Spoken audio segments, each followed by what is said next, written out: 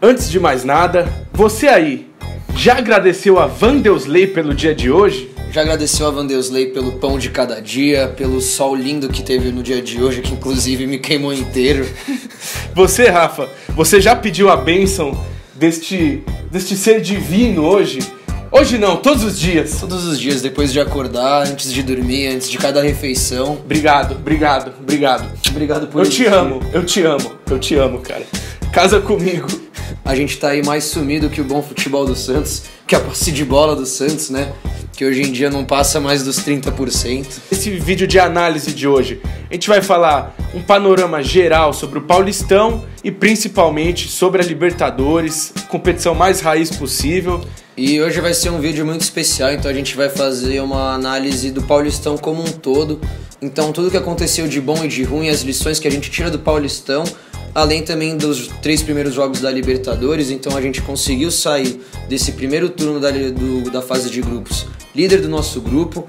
Então fomos muito mal no primeiro jogo, depois fomos bem no Pacaembu. O último jogo aquele que jogou mal, mas ganhou. Então a gente vai fazer uma análise detalhada desse último jogo e passar tudo o que aconteceu no Santos nesses últimos dias pra gente chegar a uma conclusão e fazer uma análise geral do trabalho do Jair, né? O que a gente tá achando, o que a gente tá achando em termos táticos, em termos de aproveitamento de jogadores. Então é muita coisa pra falar, né? Tirar o atraso. Bom, o Santos terminou o Paulistão na 4ª colocação, atrás dos outros 3 grandes times do estado. Nós fomos eliminados na semifinal pro Palmeiras, então mas acabou sendo um confronto muito mais parelho do que a mídia falou e do que nós mesmos achamos. Então, claro, nós acreditamos até o final, sempre torcemos e apoiamos, mas... reconhecendo nossas limitações. Mesmo assim batemos de frente. Então foi um primeiro jogo que o Santos martelou bastante, não conseguiu fazer o gol, né? Tomou um gol bobo até no começo. Sim, no comecinho. Foi um gol que lembrou muito o gol que a gente tomou contra o Real Garcilaso fora. Então uns dois, só que esses 2 gols foram no começo do jogo, bola cruzada rasteira. Pane geral da defesa. Desatenção. Muitos mais jogadores de defesa do Santos dentro da área do que atacantes rivais, mas mesmo assim o atacante rival consegue receber a bola livre. Então é algo que... preocupa, né? Preocupa muito. O Santos também teve uma postura de querer reagir também, querer ir pra cima. Então a gente teve algumas chances também depois do gol do Palmeiras. A gente tentou buscar o empate. Aí mostrou muito essa questão da diferença de elenco e tal. A gente viu muito o Keno deitando no Daniel Guedes. A gente viu muitos jogadores do Palmeiras se aproveitando da fragilidade defensiva do Santos para construir as jogadas deles. E o Jailson foi muito bem, né? Pegou uma cabeçada incrível do Renato, uma baita defesa. O Gabigol, que foi acho que desde o final da fase de classificação do Paulista pra cá, a queda do Gabigol foi algo aterrorizante. E eu, por exemplo, a minha opinião é que, voltando o Bruno Henrique, o Gabigol vai pro banco e joga o Sacha e o Rodrigo, porque o Gabigol tá muito abaixo, tá jogando muito mal ultimamente. Então, e aí também nesse jogo contra o Palmeiras, ele teve aquela bola que a defesa dos caras errou, a bola sobrou com ele ali na área, era só ele passar pro Arthur Gomes e ele tentou ir sozinho, deu em cima do Jailson. Então essa é algo que, cara, decepcionou muito, porque o Gabigol começou muito bem e tá muito mal. Sim. E depois, no segundo tempo da partida contra o Palmeiras, o primeiro jogo, o Santos também foi mais ainda pra frente. O Santos tentando o tempo todo correr atrás do placar.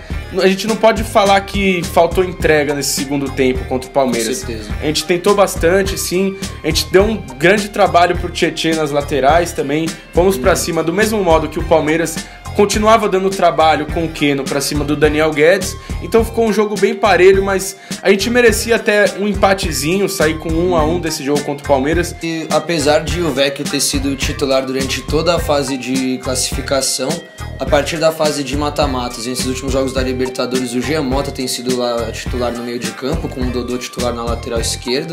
O Dodô vem sendo um ótimo lateral esquerdo. Se firmou. O Jean Mota não tá conseguindo ainda se encontrar no meio de campo. Eu acho que nesse último jogo da Libertadores ele melhorou bastante, mas ainda nesses jogos contra o Palmeiras ele estava um pouco perdido. Ele não estava conseguindo acertar o posicionamento dele. Então, hora ele caía pela esquerda, hora caía pela direita, mas sem muita efetividade em nenhum dos dois. E aí depois teve o segundo jogo, né? O Santos ganhou o jogo, conseguiu o resultado, mas foi um jogo que o Santos fez muito pouco. Foi um jogo que o Santos não dominou e foi pra cima. O Santos esperou o Palmeiras, foi pressionado o jogo inteiro praticamente, porém foi muito eficiente e foi muito bem nos contra-ataques. Então, foi o primeiro lance, a primeira vez que o time passou do meio de campo, o Daniel Guedes acertou um cruzamento perfeito e o Sacha, não foi nem que ele colocou a cabeça na bola, né? A bola que procurou a cabeça dele. Melhor cabeceador da história, né? O Sachumba, monstro. O cara tem 1,73 m e, pô, tá fazendo vários gols de cabeça, foi mais um belo gol dele. E um gol que, pô, empolgou demais a gente, empolgou demais. E, como todo santista, depois que tá empolgado por fazer um gol, logo vem tomar um gol, né? Um gol bobo, sim, normalmente. Essa ilusão demorou pouquinho, né? Logo em seguida o Palmeiras já empatou com um chute que, pô, poderia ter sido evitado, alguém poderia ter bloqueado. Foi um chute forte também, né? Tinha muita gente também na frente do Vanderlei. Tava chovendo aquele dia. Sim, sim. Tanto que o Vanderlei depois em bolas desse nível também, bolas rápidas e fortes, uma ele encaixou, outras ele fez defesas espetaculares. Enfim, o Vanderlei não tem o que reclamar dele. Você achou que o Santos jogou realmente na retranca nesse jogo, mesmo com essa formação nova, né? A gente jogou com o Rodrigo, sim, atacante, só que mais recuado, né? Mais no meio, Gabigol, Arthur Gomes e o Sacha, né? A gente jogou com esse quarteto de atacantes, sendo o Rodrigo mais de meio campo. Desde o começo do ano a gente tem falado muito, batendo muito nessa tecla que o Santos não tem meio campo. É um meio campo muito frágil, muito fácil de ser dominado pelo adversário e que não se impõe, cria muito pouco. E o Jair fez esse teste do Rodrigo um pouco mais recuado, né? O Rodrigo já tinha feito essa função na base também, então sub-15, sub-17. Ele já tinha jogado um pouco mais de meia, mas no jogo contra o Palmeiras como armador, o Rodrigo não se encontrou também. Então a gente vê que ele recebia a bola de costas às vezes e não conseguia armar o jogo, não conseguia fazer uma jogada legal. Tanto que os lances que ele apareceu mais foram pelo lado, que é onde ele tem mais facilidade. E foi assim até que saiu o próprio gol dele, né? Quando ele estava jogando mais pelo lado. Do Rodrigo, junto com o Dodô, né? Junto com o Sacha também, Vanderlei, claro. São os jogadores, e Alisson, obviamente. Acho que são os jogadores mais em alta, assim, que a gente mais tem que destacar. Sim. Mais regulares, né? Os que mais regulares, com certeza. E também, voltando um pouquinho do que você falou, isso do Rodrigo, você vai achar que eu não percebi, que eu não me liguei, mas eu acho que você, pela primeira vez na história do canal, você elogiou o Vecchio. Não elogiou o Vecchio, você falou assim, o Vecchio, depois de tantos jogos ele jogando no Paulistão, sendo titular em várias partidas, ele até que, sem ele, até faltou um pouco de criação no meio de campo. Ele tem o bom passe, ele tem uma boa técnica, é um jogador que eu acho que não pode ser titular do Santos, porque ele é muito lento, ele não marca, ele é um cara que, a maioria das vezes, ele vai passar pro lado e pra trás, mas ele consegue dar bons passes, bons lançamentos. Sim, eu concordo. Então algo que pra mim, por exemplo, não faz sentido é o cara ser titular a fase de classificação inteira, e aí depois não entrar em nenhum jogo, né? Então depois, por exemplo, entrar o Donizete, não entrar ele e dar oportunidade para outros jogadores e ele não aparecer mais.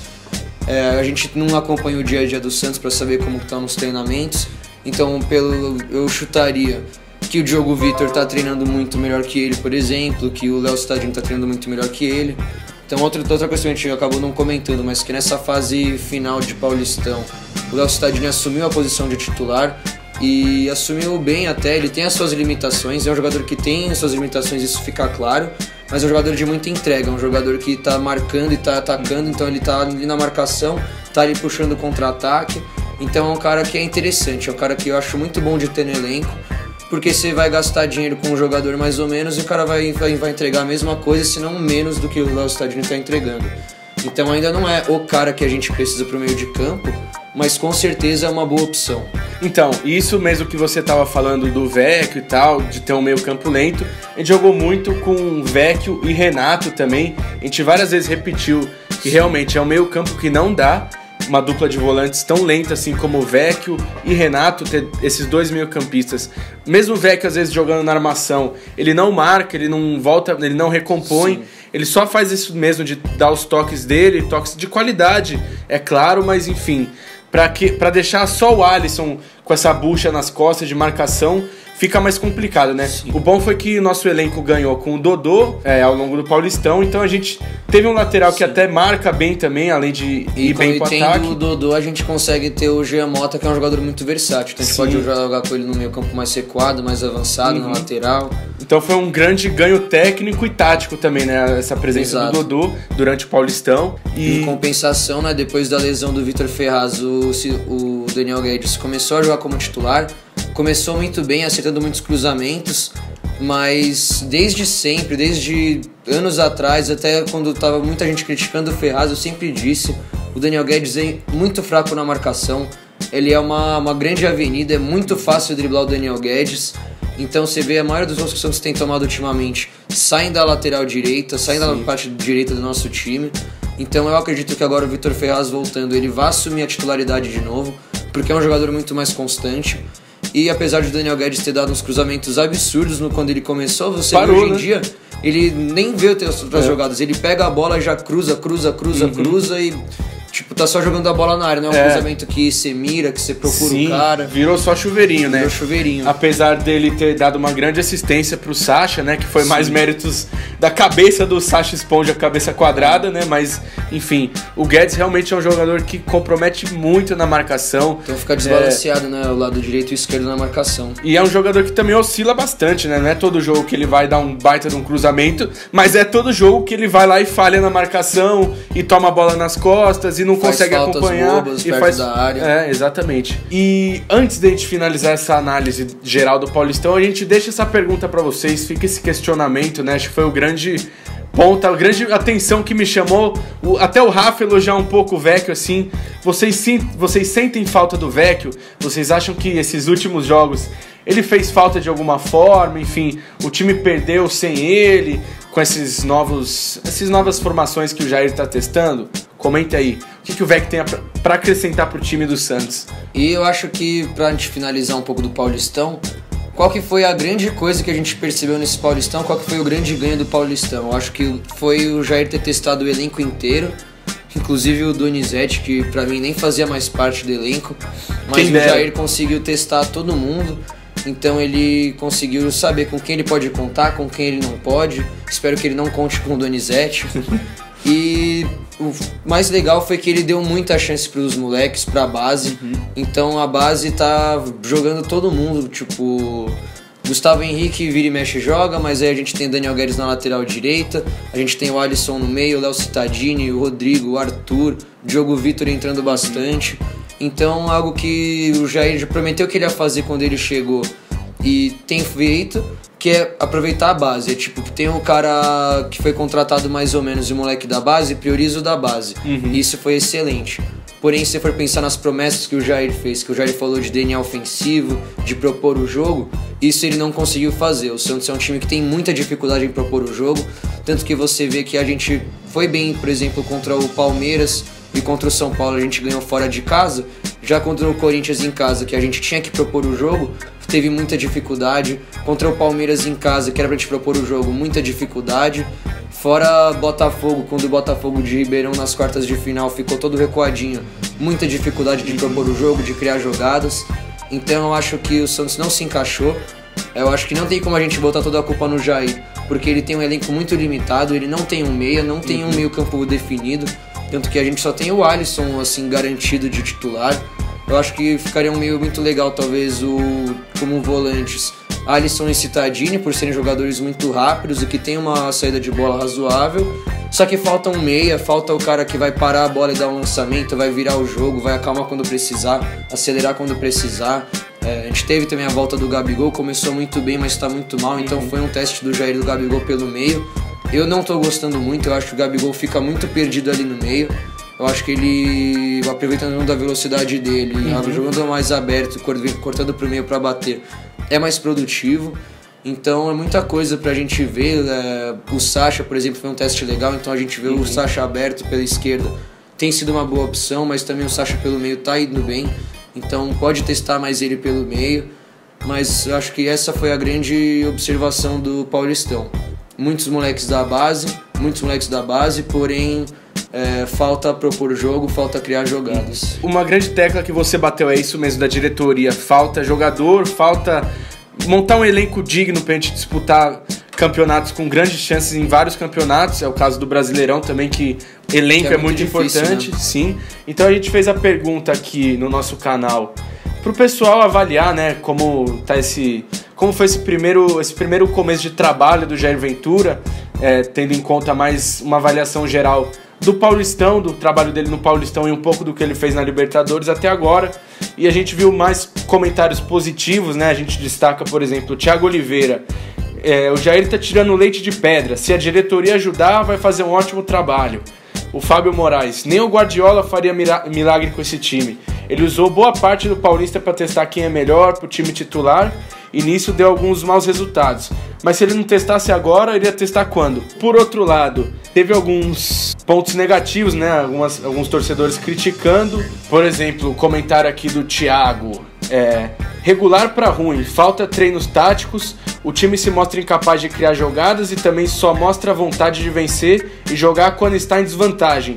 Não consegue fazer tabelas, erra toques simples e o técnico se mostra um medroso com medo de vencer e opta pelo mais simples e perigoso. Alguns torcedores também, que a gente fez essa pergunta, até concordaram, né? Seguiram com comentários meio que nessa linha do Thiago, né? Falaram que o Jair é um pouco medroso e tudo mais. Mas de um modo geral, a gente até concorda com a maioria dos comentários, falando que, o que o Jair tá fazendo dentro da limitação do elenco, sem a diretoria, enfim, contratar, tá se mostrando um bom trabalho, né? Um trabalho que até tá dando resultados, principalmente agora na Libertadores, onde a gente já se consolidou com 6 pontos. Mas enfim, eu concordo muito com o que o Fábio Moraes falou, né? Que se não vai testar agora no Paulistão, vai testar onde? Libertadores? Libertadores, competição raiz. Libertadores. Competição raiz, Champions League ao caralho, o bagulho é Libertadores, o bagulho é raiz mesmo. A gente conseguiu um resultado importantíssimo na Argentina diante do Estudiantes. E o time foi muito desacreditado pra lá, né? Uhum. A gente foi torcendo pelo empate. Até os jogadores declararam na entrevista que o empatezinho era a meta, né? Sim.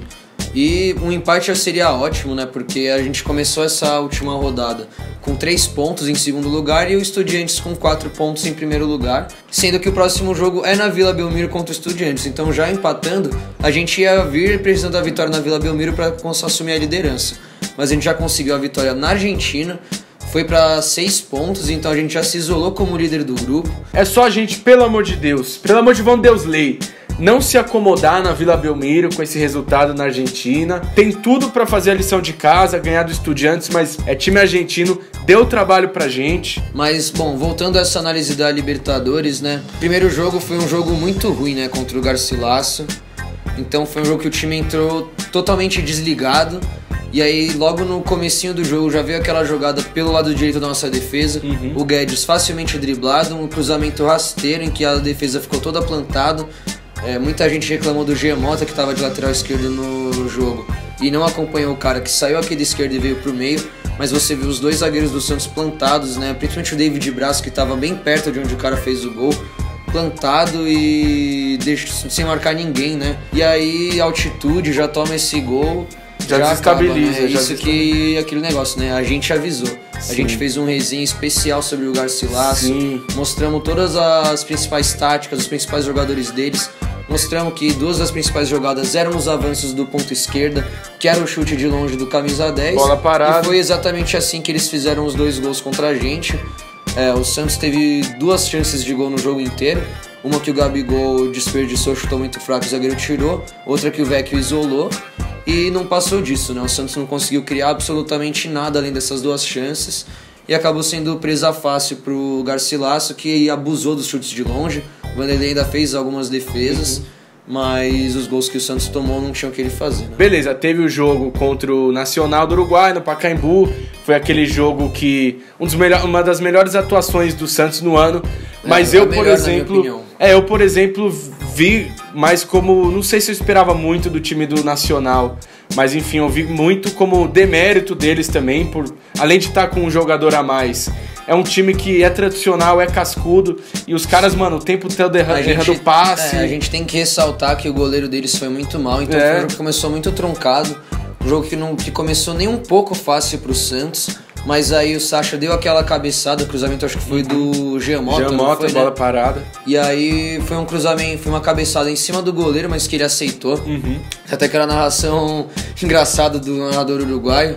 Ele, não creio, um cabeçazo de Chacha, por debaixo, por abaixo das pernas, ou não foi. E aí isso já abriu o caminho pra gente se consolidar, então depois a gente ainda tomou um gol, mas logo em seguida conseguiu fazer o terceiro. E aí veio agora pra esse último jogo contra o Estudiantes, que foi um jogo que o Santos foi... Eu achei que foi muito parecido com o jogo do Santos e Palmeiras, o segundo jogo, que o Santos ficou muito atrás. E aí no primeiro contra-ataque, na primeira vez praticamente que o Santos chegou ao ataque, conseguiu fazer o gol. Quando todo mundo achou que o Sacha ia passar pro Arthur de volta, ele deu um belo drible da vaca, deu essa cavadinha na trave, e o Arthur, impedido, fez o gol.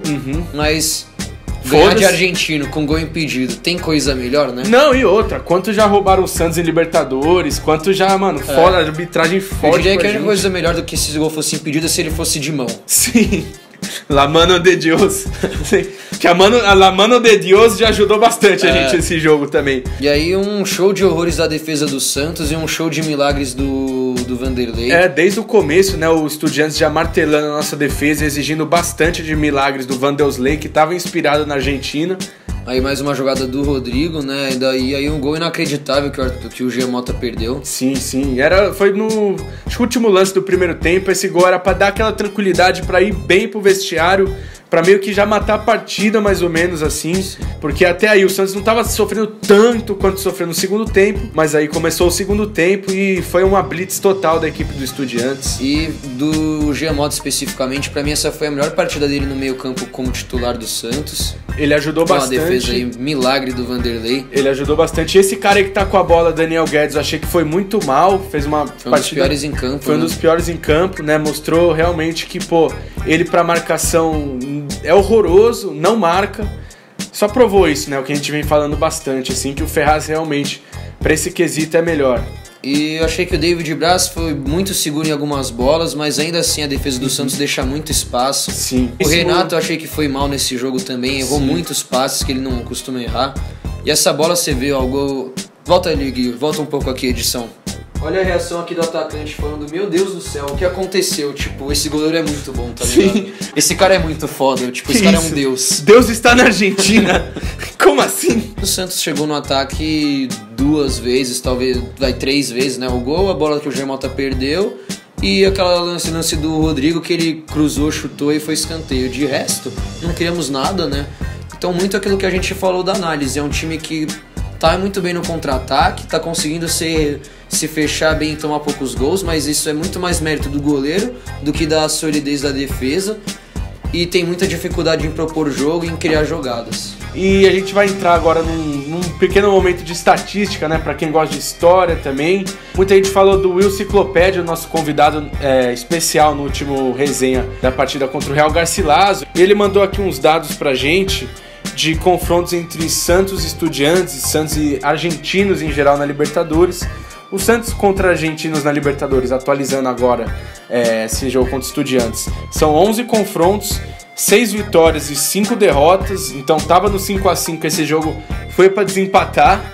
Chupa, que la chupen. Chupan la piroca, chupan la verga.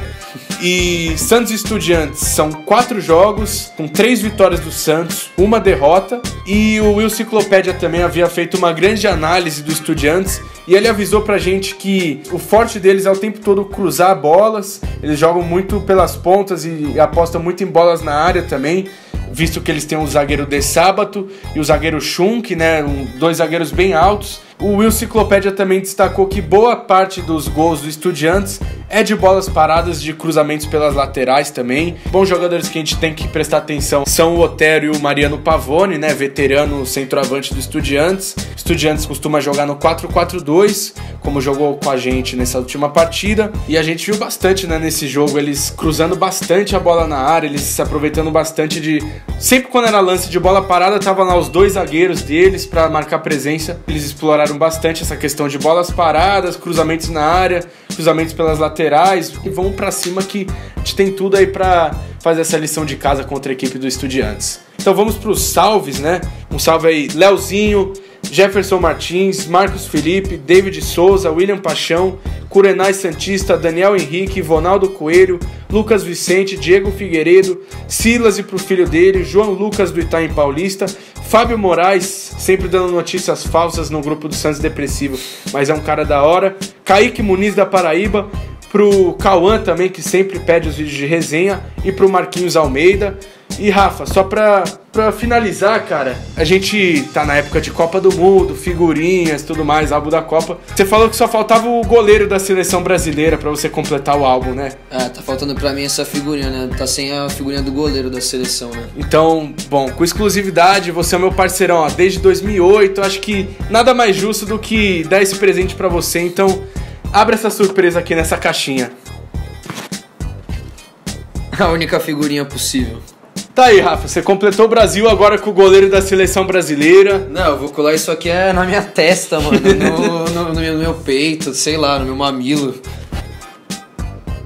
Único goleiro possível. Edição especial Santos Depressiva aí da Copa do Mundo. Pra gente finalizar de vez essa análise, fica aí com a narração argentina dos milagres operados por Vanderlei nessa partida contra Estudiantes. Confira aí que o narrador hermano disse. Formado las parejas, atención, viene el centro, arriba Junque, tapó el arquero, que atajada de Vanderlei, enorme el goleiro de Santos, era gol de Junque, dentro de Pavone, Melano, está el gol, lo tiene Latancio, el arquero, ya es la figura de la noche, Vanderlei, allí va Titi Rodríguez, cambio de frente, miren quién llega, la conectan para el gol de Pavone, tapó Vanderlei, bueno.